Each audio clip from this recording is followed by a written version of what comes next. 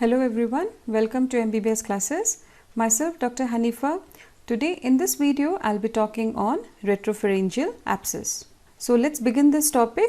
From the name itself you can make out that retropharyngeal abscess means abscess formation in the retropharyngeal space. So there is a suppurative collection within the retropharyngeal space. Luckily this disease is not very common. Because the reason why I am telling it luckily, because it is a potentially life-threatening deep neck space infection. It is seen that it can affect any age group, but most commonly it is seen to be affecting the young children. So since today we are talking about the retropharyngeal abscess, let's refresh our anatomy on the retropharyngeal space. So if you remember from our anatomy class on the deep neck space, for details please go through our video. It is a potential connective tissue space which is situated behind the pharynx. So if you see that this is the aerodigestive tract and this retropharyngeal space is behind the pharynx between the buccopharyngeal fascia, which is here mentioned in blue color, and the alar layer of the prevertebral fascia, which is marked here as purple color. So the retropharyngeal space, it extends cranially from the base of the skull up to the posterior mediastinum. Here at this level of posterior mediastinum, approximately at the level of T4, here these buccopharyngeal fascia and the alar layer of the prevertebral fascia, they fuses together. And if we see the contents are the retropharyngeal lymphatics and the nodes which drains the different areas of the head and neck.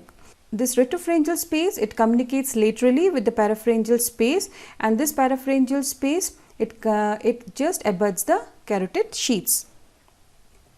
This is the CT scan axial section of the neck at the below the level of hyoid bone. Here you can see the relationships of retropharyngeal space. Here this is marked with yellow color with the different other spaces. So here you can see that posterior to the retropharyngeal space lies the prevertebral space, and posterior to the retropharyngeal space also lies another space called the danger space.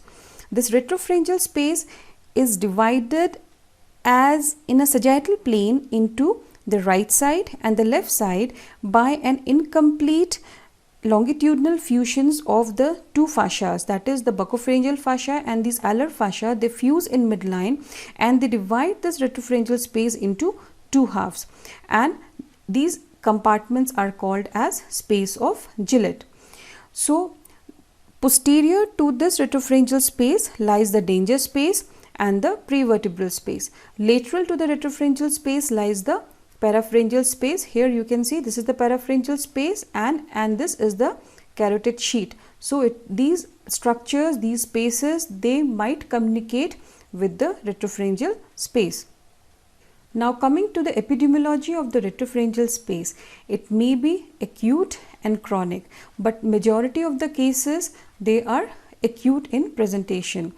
If we see the age group, it is the young children less than 5 years of age that are most commonly affected.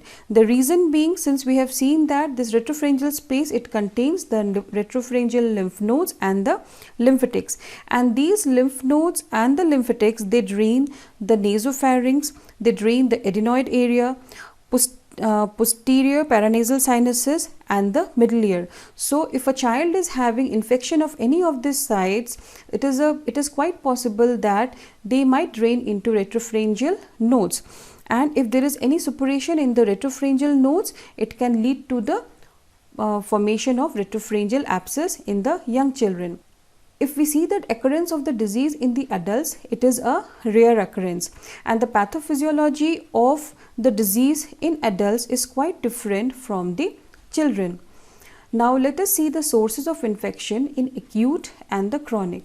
In acute retropharyngeal abscess, in children mostly it occurs following an upper respiratory tract infection, following infections of the nose and the paranasal sinuses. From the infection might spread from the pharynx also. Then sometimes the foreign body ingestion, if there is pharyngeal trauma, it can lead to the retropharyngeal abscess, and this mode of foreign body causing the retropharyngeal abscess, it is quite common in cases of adults.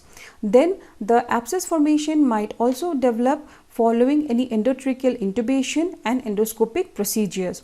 So these are the causes of acute retropharyngeal abscess. Now let's move on to the chronic retropharyngeal abscess. Chronic retropharyngeal abscess, these are not very common occurrence, and it is seen that it occurs due to the involvement of the cervical spine due to the tuberculosis, that is due to the pot spine, and this pot spine is not a very common occurrence nowadays. Now coming to the clinical presentation of this disease, the diagnosis of this retropharyngeal abscess is never straightforward because it is difficult to diagnose. Why I am telling it is difficult to diagnose? Because the symptoms of the retropharyngeal abscess are variable, they are non-specific, and moreover in the early part of the stage it mimics the pharyngitis. So that is why if a child suspected to be pharyngitis, if it is not responding to the medications, the new symptomatology is developing, that in that case always think of retropharyngeal abscess. So in this case we have to pay attention to the history. The reason is, in the early part of the disease it mimics uncomplicated pharyngitis, and we have to rule out any antecedent history of upper respiratory tract infection, or any history. In the history we must rule out foreign bodies or any traumas to the pharynx or any endoscopic procedures. Now coming to the symptoms, there will be presence of fever and the patient will be generalized ill. Then in children, since they are not able to eat because of the disease, the child will be irritable. Then they will have dysphagia or dinophagia, that is the difficulty in swallowing and pain during the swallowing. Now since the patient is not able to swallow their saliva, they will be presenting to you with the drooling of saliva. Then as the disease progresses, the patient will develop change in voice, and it is said to be of muffled speech or the hot potato speech. Now you will see that this fever, dysphagia or dinophagia, we get all these in the tonsillopharyngitis also. As the infection progresses, the symptoms related to the upper aerodigestive obstruction, they become more prominent. So now the child may present to you with the neck symptoms, like the child will be refusing to extend the neck because of the pain and the discomfort. You may also get torticollis or neck stiffness, and neck swelling may be present due to the cervical lymphadenopathy. Now if the disease spread downwards, because the retropharyngeal space it extends up to the mediastinum, then they might present to you as chest pain also, and respiratory symptoms like stridor, tachypnea and chest retractions. So we have seen that there is no specific symptom of retropharyngeal abscess. It has a varied presentation. Now let us see some important clinical examination findings, or we can also say that some clinical clues if you get such a case. We have seen the varied symptomatology of the retropharyngeal abscess, which may mimic any infectious pathology of the neck. So you must know certain important signs that if it is present, you should always think of ruling out the retropharyngeal abscess. So first of all, pay attention to the appearance of the patient. Whether the patient is febrile and ill appearing. If a patient is presenting to you with the odynophagia, dysphagia and it is very ill looking, then you must rule out the retropharyngeal abscess.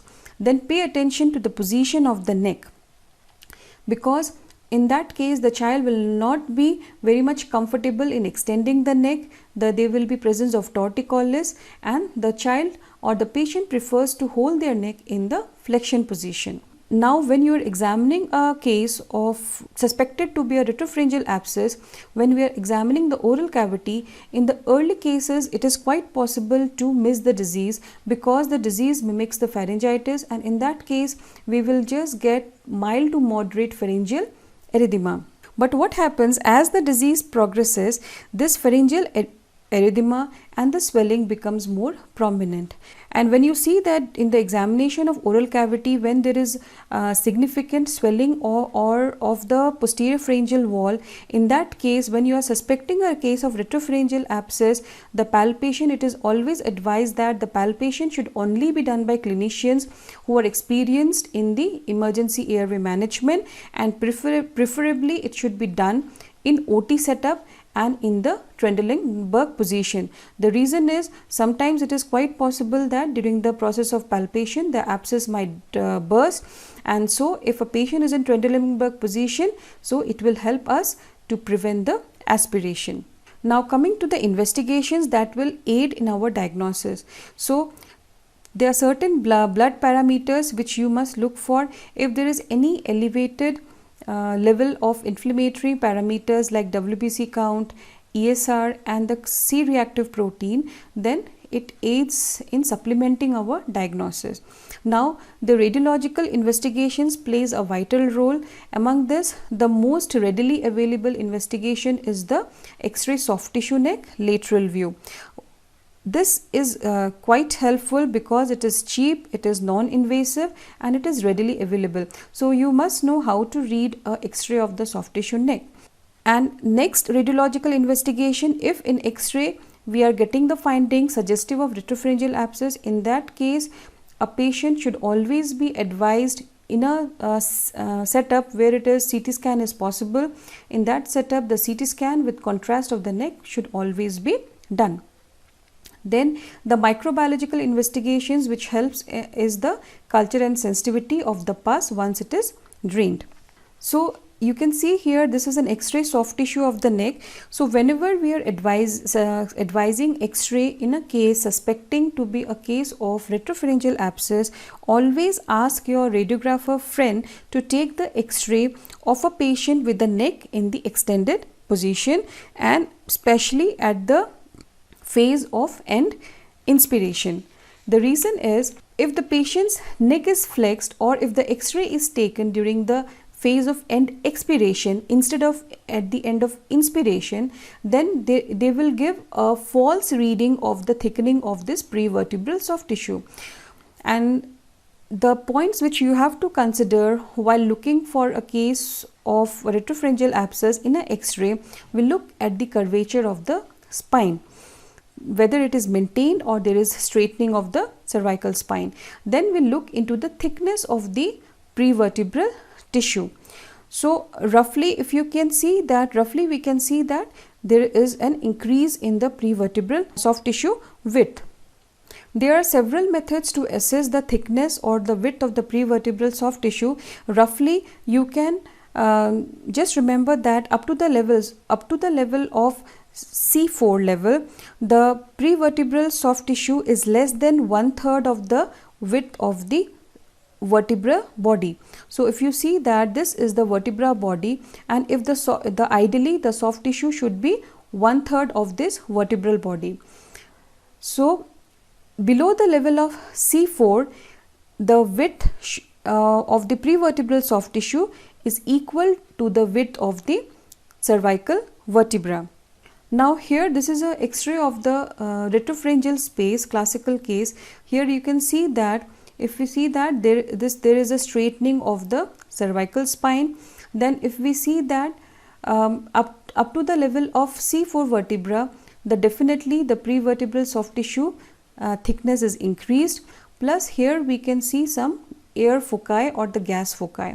So the findings like the straightening of the cervical spine, the widening of the prevertebral soft tissue, plus presence of gas or the air foci in the prevertebral soft tissue is suggestive of presence of retropharyngeal abscess. Moreover, whenever you are looking into the X-ray, we must pay attention towards the presence of any radio-opaque foreign bodies in this area. Now coming to the treatment of the retropharyngeal abscess, the treatment is classically, it is a combination of medical treatment and the timely surgical intervention. So Since under the medical treatment, the patient is started with the broad spectrum antibiotic coverage because the disease is mostly polymicrobial, and the antibiotic coverage is to cover both the aerobic and the anaerobic organisms. Later, the antibiotic treatment can be changed based on the culture and sensitivity report of the pus drained. Then under the surgical management, the transoral drainage is the preferred route because it is a simple and safe procedure. The main thing is the timely decision of draining the abscess must be taken. Plus, once we drain, we get the sample for doing the bacterial culture and sensitivity, and if the timely drainage is done, there is a very good chance of rapid and the uneventful recovery. Now coming to the complications, one of the most lethal complication is the upper airway compromise, because especially in cases of pediatric age group, whenever there is obstruction of the posterior pharynx, plus in children what happens, the larynx is situated higher up, so there is a possibility of upper airway compromise. Then aspiration might occur, especially in children who are unable to handle their secretions, and if the abscess bursts, then it can lead to aspiration pneumonia. Then again, if the infection spread downwards towards the mediastinum, it can lead to mediastinitis, and if the bacteria is very virulent, then it can lead to sometimes descending necrotizing fasciitis and lead to sepsis also. Then dehydration is another complication because the patient is not able to take orally. Then some of the very rare complications, or you can say due to the involvement of other deep neck space, it can lead to the carotid artery aneurysm or erosions. It is seen that sometimes there may be thrombophlebitis of the internal jugular vein or septic pulmonary embolism. Cranial nerve dysfunction is also seen if it involves the parapharyngeal space, and cavernous sinus thrombosis is also seen in literature in some of the cases. So this is all about today's class on retropharyngeal abscess. With this, I come to an end of this video. Thank you for watching this video.